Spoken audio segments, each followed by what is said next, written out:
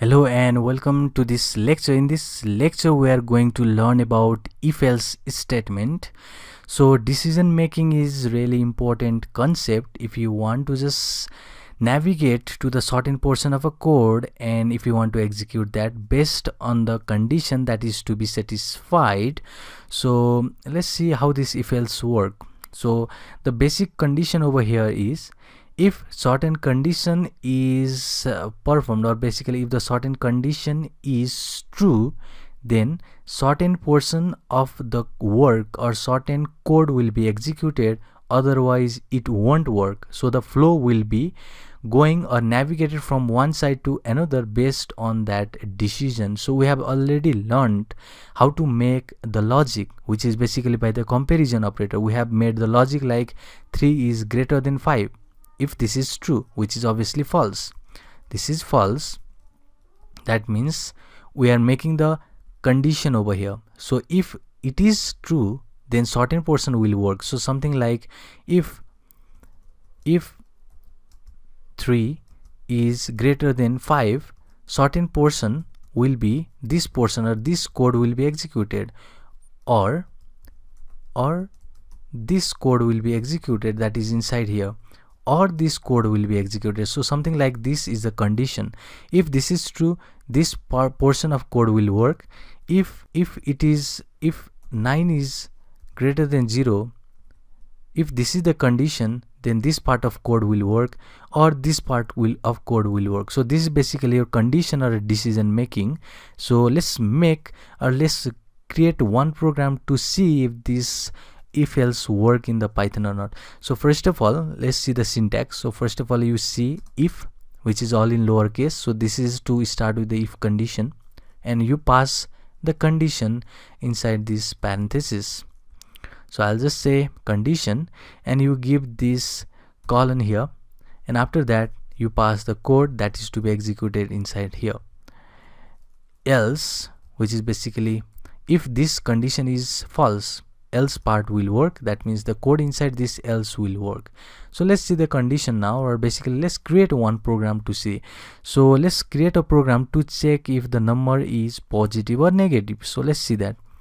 So first of all, instead of just giving the number, let's see number and input that number from the user. So I'll say enter your number for the user, and this is the message for the user, and I'll just say enter this. And the next thing is to check.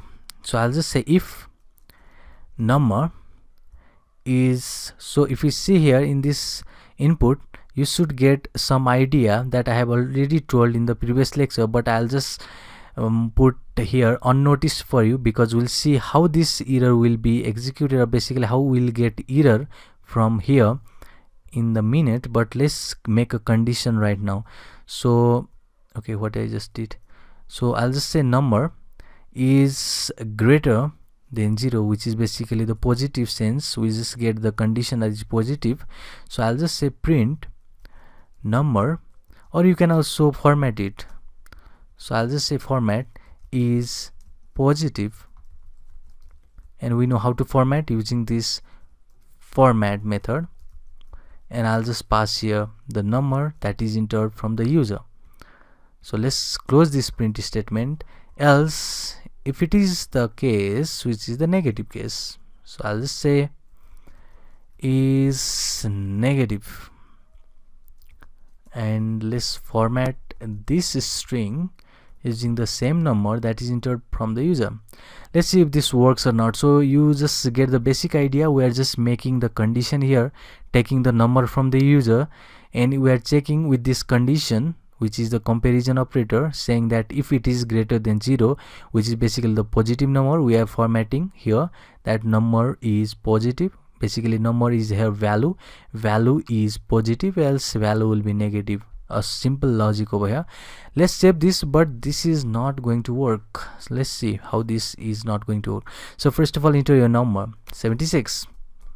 If I say 76, press enter, it is saying this comparison operator is not supported between instances of string and integer. So what does that mean? Because you are seeing here that this part is getting error. Why that is getting the error? Because we are just comparing here the number which is a string with this 0. So I have already told you before that if you see, if you go over here and if you just input anything from the user, let me say the name or basically the age, okay, and if I say input and if I input something like 67, and if you see the type of this is, it is not going to be the integer, it is going to be the string. So what we just did here was we just compared the string, that is the number entered from the user, with the 0 which is the integer. So we cannot compare string with the integer, so we have to convert this string which is entered, but it will be entered as a number, but that will be converted to the string by this input method. So let's convert this first into the integer, which is by this int method. Let's convert it first and let's see if this works or not. So let's save this first, press F5. Now let's enter the number. Let's say negative of 2. Let's hit enter, and negative 2 is negative. Obviously it is negative. So let's do one more time. Let's save this, press F5. Let's see 6, which is positive. So 6 is positive.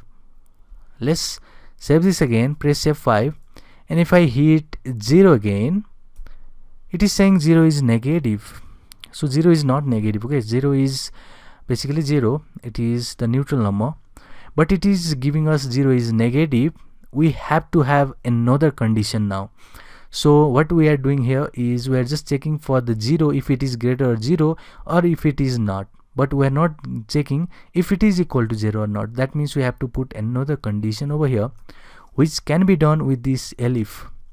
It is different from other programming language, so normally we put here else if, but in the case of Python it should be elif, otherwise it is not going to be run. So let's pass elif, and now I'll say number that is entered from the user is equal 0. If it is the case, what you are going to do, it will print simply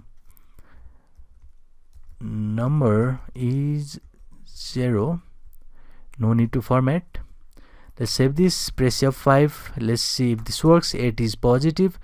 Let's see, let's press F5, press 0 again, and number is 0 now. So we are just adding another condition to make the decisions.